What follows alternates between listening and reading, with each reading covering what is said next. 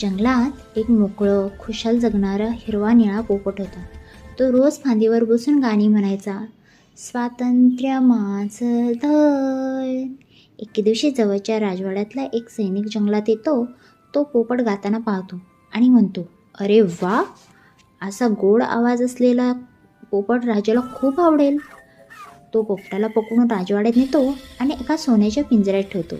पिंजरा खूप सुंदर होता, सोन्याचा, चमकदार, आत खूप छान अन्न. पण पोपट मात्र रडू लागतो. त्याला सोनं नको, त्याला हवं होतं मोकळं आकाश. सैनिक त्याला म्हणायचा, तुला सर्व काही मिळते तरी तू काय रडतोस रे? पोपट शांतपणे उत्तर द्यायचा, सोन्याचं असलं तरी हा पिंजरा आहे, स्वातंत्र्य नाही तर काहीच नाही. एक दिवस सैनिकाला खरंच कळतं. तो पिंजरा उघडतो आणि म्हणतो, जा रे छोटू, मला माफ कर, तू जिथे खुश आहेस तिथेच राहा.